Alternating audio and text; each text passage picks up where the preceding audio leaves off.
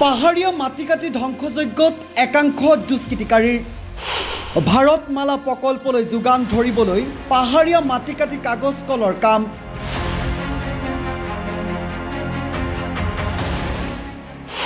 বাতৰি প্ৰকাশৰ পিছত দুটা পক্ষৰ মাজত আইনী যুঁজ, সাধাৰণ ৰাইজ চিন্তিত। এটা অপৰাধী চক্ৰৰ সাহসী ভূমি চুৰি সন্দৰ্ভত মৌন বন বিভাগ। প্ৰতিবাদকাৰীৰ কণ্ঠ নিস্তব্ধ কৰিবলৈ পঞ্চগ্ৰাম থানাত দাখিল কৰা গোচৰ আৰু পাল্টা গোচৰ। এসময়ত এছিয়াৰ সৰ্ববৃহৎ ঔদ্যোগিক কমপ্লেক্স কাছাৰ কাগজ কলটো পঞ্চগ্ৰামত এটা দুষ্ট চক্ৰই ধ্বংস কৰিলে। এতিয়া ধ্বংসপ্ৰাপ্ত কাগজ কলৰ পাহাৰ এৰিবলৈ ইচ্ছুক নহয় আন এটা দুষ্ট চক্ৰ। হাইলাকান্দি বন বিভাগ আৰু কাগজ কলৰ দায়িত্বত থকা AIDCৰ কৰ্মচাৰীজনে বুজি নোপোৱা আন এটা ৰহস্য।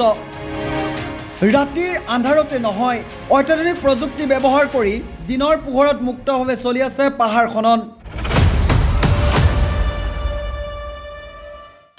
কিয় মৌনতা অৱলম্বন কৰিছে হাইলাকান্দি বন বিভাগে, জিলা প্ৰশাসন, আনকি AIDC কৰ্তৃপক্ষই? পঞ্চগ্ৰামৰ তিনিটা ভূমি মাফিয়াৰ হিংসাত্মক ঘটনা তুংগত উঠিছে যদিও ভূমি মাফিয়াই প্ৰতিবাদকাৰী কণ্ঠ ৰোধ কৰিবলৈ সকলো ধৰণৰ প্ৰচেষ্টা চলাইছিল।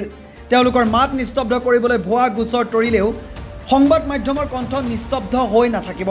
অবিৰত প্ৰতিবেদন অব্যাহত থাকিব। ভূমি মাফিয়াৰ অৰাজকতা অতি সোনকালে মুখ্যমন্ত্ৰীৰ কাৰ্যালয়লৈ।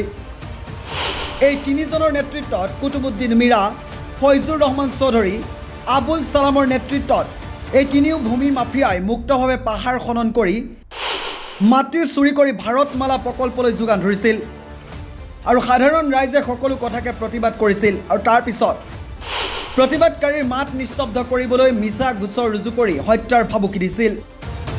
পাঁচগ্ৰাম দক্ষিণ বদৰপুৰৰ কাগজ কলৰ পাহাৰৰ এক বৃহৎ অংশ কাটি ভাৰতমালা প্ৰকল্পত পথ নিৰ্মাণৰ বাবে অবৈধভাৱে মাটি যোগান ধৰি এদল ভূমি মাফিয়াই ধন উপাৰ্জন কৰিছে।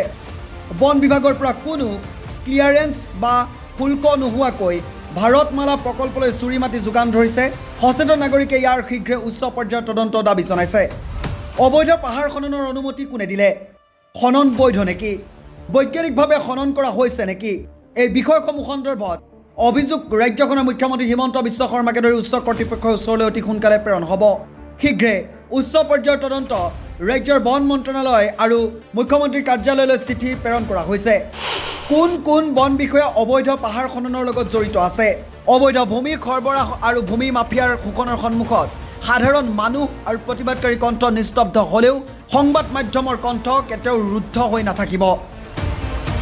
আমি পৰৱৰ্তী প্ৰতিবেদনৰ সবিস্তাৰে দেখুৱাবলৈ চেষ্টা কৰিম এইসকলৰ কুকীৰ্তি এটা এটা নতুন নতুন তথ্য।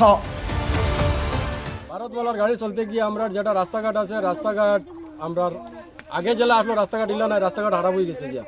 তারা তো আগে কইছে রাস্তাঘাট মেনটেনেন্স করবো, তারা রাস্তাঘাট কোনো জায়গায় কোনো মেনটেনেন্স করেন না, কিচ্ছু না। রোজ দিন মোটরসাইকেল লাইন পত্রা অ্যাক্সিডেন্ট হওয়ার, এর বাদে স্কুলও মসজিদও আমরা বাচ্চারা যাইতে সময় প্রবলেম হর। এরপরে রাস্তার মাঝে যখন পানি মারে ফিসলা হয়ে গিয়া, এটার লাগে তারা দেখা হয়েছে সেন্টি মারতো, তারা সেন্টিও মারেন না, কিচ্ছু না।